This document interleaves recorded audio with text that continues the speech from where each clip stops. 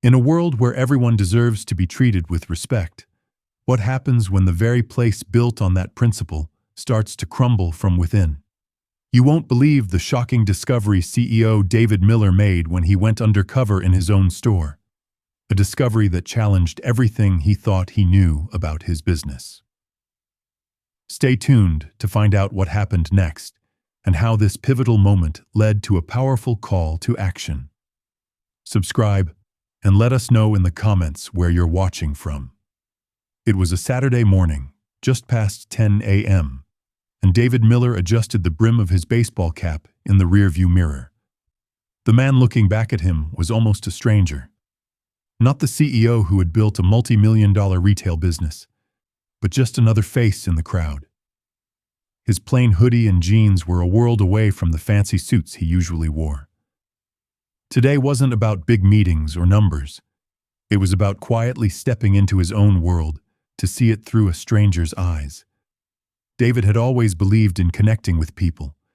His company was built on the idea that every customer was important, no matter their background. But recently, he'd heard whispers of complaints, rumors of bad service, unfair treatment, and staff who didn't seem to care. If these rumors were true, he needed to know, not as the boss, but as someone experiencing it firsthand. The store he was visiting was just outside Phoenix, Arizona, in a busy shopping center.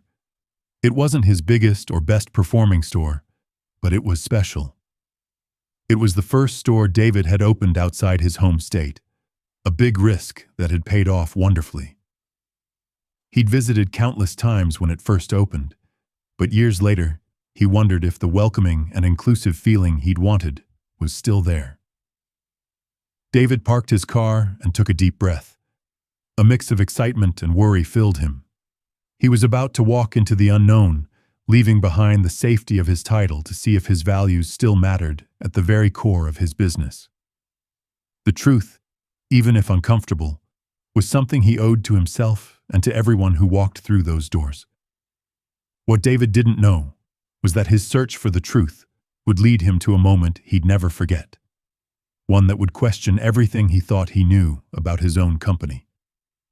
He stepped out of his car into the busy parking lot. The sun was high, reflecting sharply off car windshields. He adjusted the strap of his worn canvas bag, the kind an everyday shopper might carry. Today, he wasn't CEO David Miller. He was just another customer, with a name no one needed to know. The storefront shone in the sunlight, the logo bold and familiar. He felt a surge of pride as he walked toward the automatic doors. This was his creation, a dream come true. But pride quickly turned to focus as he crossed the entrance, the cool blast of air conditioning welcoming him inside. The store was buzzing with activity. Shoppers pushed carts full of items, and children's voices rose and fell with excitement near the toy aisle. Employees in uniform moved with purpose, stocking shelves, ringing up sales, and helping customers. To an outsider, everything seemed to be running perfectly. But David wasn't there to just skim the surface. He was there to dig deeper. He paused near a display of brightly colored kitchen appliances, taking in his surroundings. A young woman in a striped uniform jacket stood nearby, chatting with a customer about product features. A stock associate rearranged items on a shelf, his movements efficient but distant. And there, at the far end of the store, stood a younger man, leaning against the counter of the electronics section, idly scrolling on his phone. David decided to head that way. He wandered through the aisles, moving slowly like a casual shopper. He picked up a pair of headphones, turning them over in his hands as if thinking about buying them. It was a simple test, but it would tell him a lot. Would this employee approach him, offer help? A smile? Anything. But nothing happened. The young man barely looked up from his phone, let alone acknowledged David's presence. David waited, giving the employee every chance to engage. Still nothing. An uncomfortable knot began to form in his stomach, but he wasn't ready to jump to conclusions just yet. Maybe the employee was busy, Maybe he hadn't noticed. David moved on, scanning the aisles, watching how others interacted. He saw an older woman looking for help near the home goods section. She seemed frustrated, glancing around for assistance. Before David could step in to see what would happen, a second employee approached her, cheerful and helpful. Relief softened the woman's face as they began to chat. It was a sharp contrast to what he had just experienced. But as David turned back toward the electronics counter, determined to give the young man another chance, what happened next would make it clear that this wasn't just a one-time oversight. It was something much bigger. David returned to the electronics counter, this time holding a boxed set of Bluetooth speakers. He placed the box gently on the counter, an action that should naturally catch someone's attention. The young employee finally looked up, his expression blank and uninterested. "Can I help you?" he asked, his tone making it clear he wasn't particularly interested in helping. David smiled, hoping to ease the awkwardness. "Yeah, I was wondering if you could tell me a bit more about these. Are they good for outdoor use?" The employee gave the box a quick glance before shrugging. "I don't know, probably," he said, his attention drifting back to his phone. David blinked, momentarily taken aback. "Could you maybe check? I want to be sure before I buy them." The employee sighed heavily, as if David's request was a huge inconvenience. Without a word, he grabbed the box and flipped it over, quickly reading the back. "It says here they're weatherproof," he mumbled, handing it back without further explanation. David felt a wave of frustration rise within him, but he kept his voice calm. "Okay. And do you know if they're compatible with most devices?" The employee rolled his eyes. "Look, man, all the details are right here on the box. You can read it yourself." He motioned vaguely toward the shelf. "Or pick something else, doesn't matter to me." A heavy silence hung between them, broken only by the distant hum of the store. David could feel the tension creeping into his own posture. This wasn't just inattentiveness. It was outright rudeness. He glanced around, noticing other customers being treated with warmth and enthusiasm by employees. A white couple near the front was getting personalized assistance from the same young man who had helped the older woman earlier. Yet here he was, barely being acknowledged. Determined to remain calm, David decided to test the situation further. "You seem busy," he said, trying to keep his tone neutral. "Is there someone else who might be able to help?" The employee smirked, the corners of his mouth curling with disdain. "I don't think anyone's free right now. Just figure it out, all right?" The words stung more than David expected. He wasn't angry, not yet. He was disappointed. This wasn't just a bad attitude. It was something deeper, something uglier. And it wasn't just about him. If this was how the employee treated someone he assumed was an ordinary shopper, how many others had left this store feeling the same sting of indifference? Before he could say another word, the young man turned away, grabbing his phone and walking off toward the back of the store.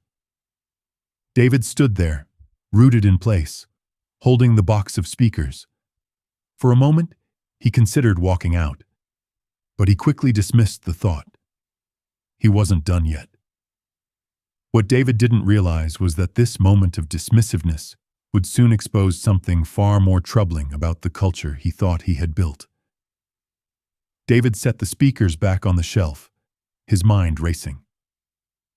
The encounter wasn't just unprofessional, it felt personal. He decided to explore the store further, observing how other employees interacted with customers. If this single experience was an anomaly, he needed to be sure. If it wasn't, he had a bigger problem on his hands. He wandered into the clothing section, where a young Latina employee was folding shirts at a display. She greeted him warmly, her smile genuine. "Let me know if you need help with anything," she said. It was a sharp contrast to the cold reception he'd just experienced.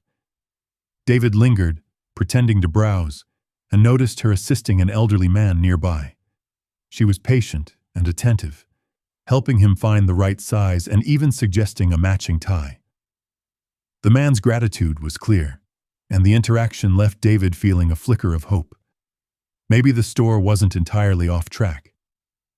But as he moved toward the home goods section, a conversation stopped him in his tracks.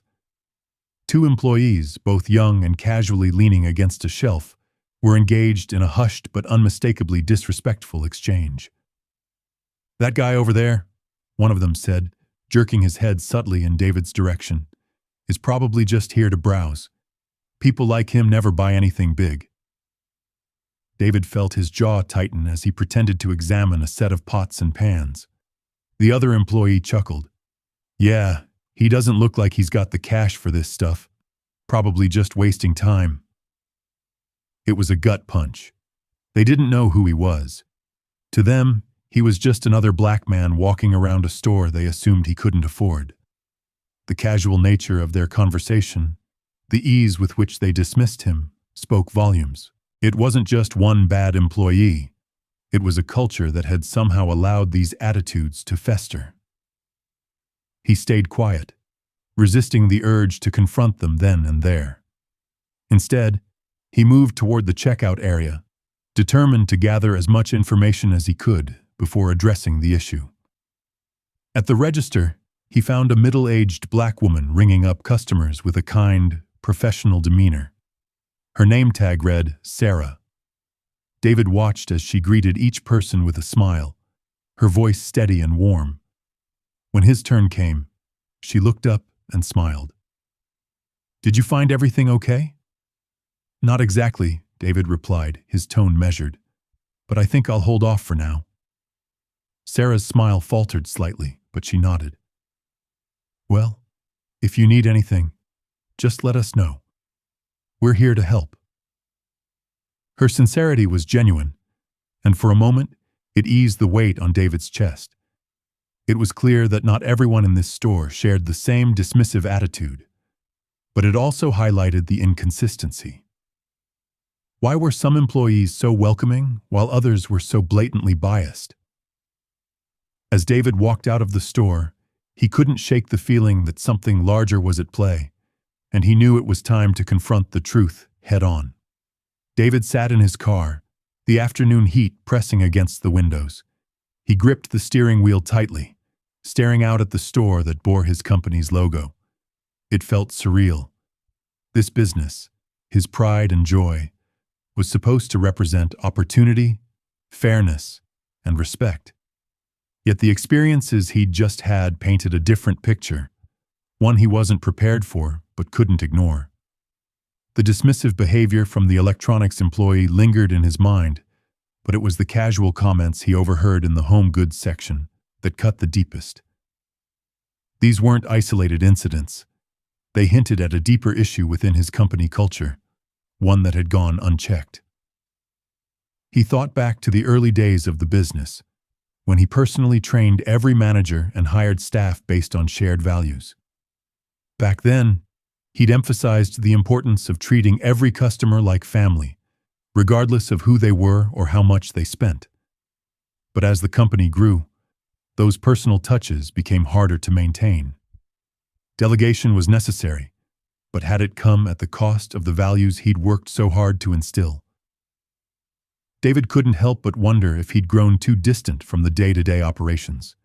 Success had brought expansion, but it had also created blind spots.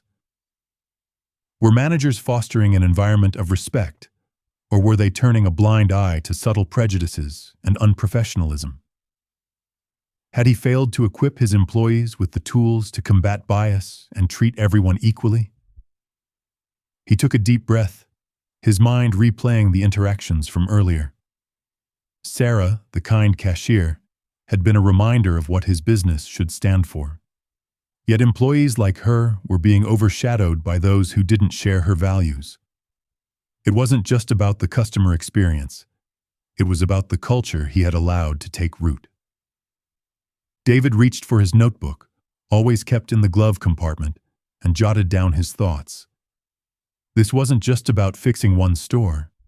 It was about ensuring that every employee in every location understood the responsibility of representing his brand.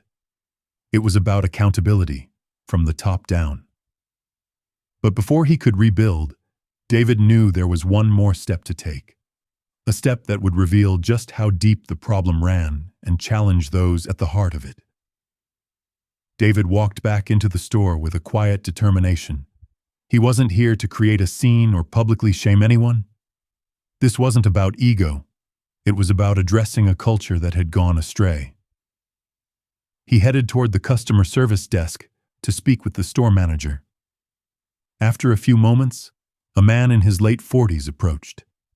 His name tag read Mark, and his demeanor was professional but slightly wary. "How can I help you today?" he asked. David extended a hand. "David Miller," he said, watching as Mark's eyes widened in recognition. "I'm the owner of this store." The manager's composure faltered for just a moment before he recovered. "Mr. Miller, it's an honor to meet you. If I'd known you were visiting..." David held up a hand to stop him. "That's the point, Mark. You weren't supposed to know.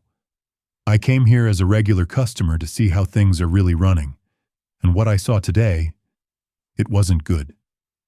Mark's face reddened slightly. "I'm sorry to hear that. Can you tell me what happened?" David recounted the events of the day, the indifference from the electronics employee, the overheard comments, and the stark differences in how customers were treated. He spoke calmly but firmly, his words carrying the weight of disappointment. "This isn't just about one bad employee," he said. "It's about a culture that allows this kind of behavior to exist. I've built this company on the idea that every customer deserves respect, regardless of who they are. Today, I saw the opposite of that." Mark shifted uncomfortably. I wasn't aware of these issues. I've always tried to ensure our team follows the company's values." David nodded. "I believe you. But clearly something is slipping through the cracks, and it's not just your responsibility, it's mine too. Somewhere along the way, I've let the values I built this company on get diluted. That ends today." He asked Mark to gather the staff for an impromptu meeting in the break room. Within minutes, the employees were assembled, their faces a mix of curiosity and apprehension.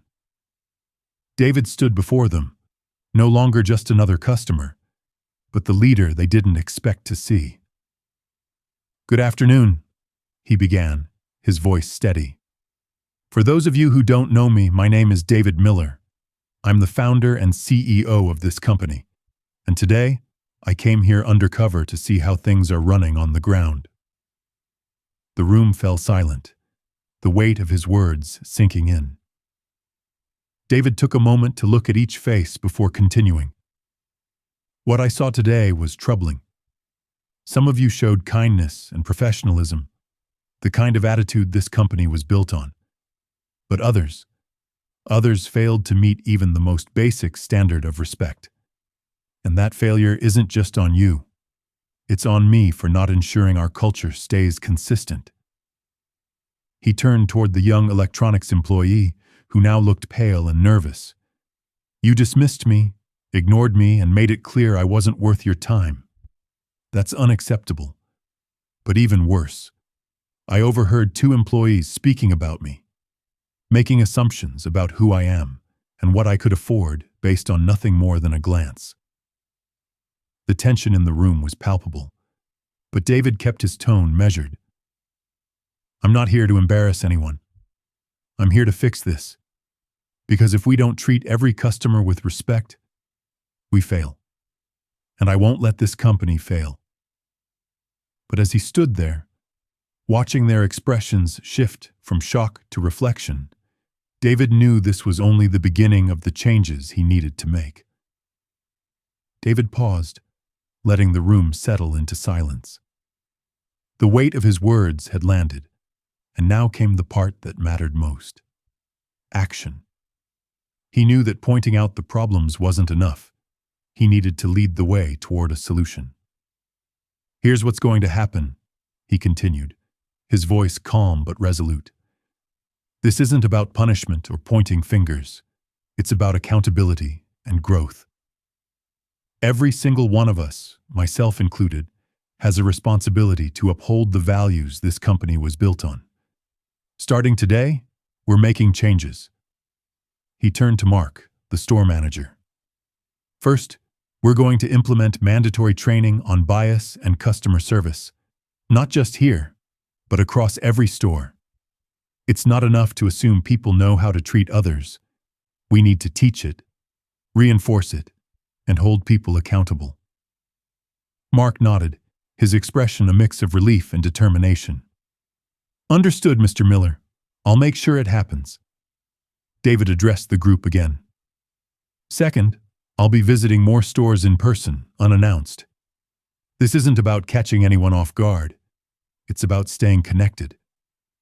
I need to see firsthand what's happening on the ground. The employees exchanged nervous glances, but there was a sense of understanding in the room. David could see that some of them, especially Sarah, were nodding subtly in agreement. Lastly, David said, his tone softening, I want to hear from all of you. What's working, what's not? If there are issues with leadership or policies, I need to know. My door is open. But more importantly, I'll make sure you have a way to voice concerns anonymously if you're not comfortable coming to me directly. The employees seemed to relax slightly, and David took that as a sign to close on a heartfelt note. I started this company because I wanted to create something different, something better. A place where everyone, no matter who they are, felt valued. Somewhere along the way, we lost a little of that. But I'm not giving up on it. I know we can do better, and I'm counting on all of you to help make that happen. As the meeting wrapped up, David approached Sarah, the cashier who had shown professionalism and kindness. Thank you for being a bright spot today, he said, offering a genuine smile. Your attitude reminds me why I started this business. Sarah smiled back, her voice steady. Thank you, Mr. Miller. I just try to treat people the way I'd want to be treated. Walking out of the store for the second time that day, David felt a mixture of exhaustion and hope. The road ahead wouldn't be easy, but it was necessary. He had been given a wake-up call, and now it was up to him to act on it. As he drove away, David couldn't help but feel a renewed sense of purpose.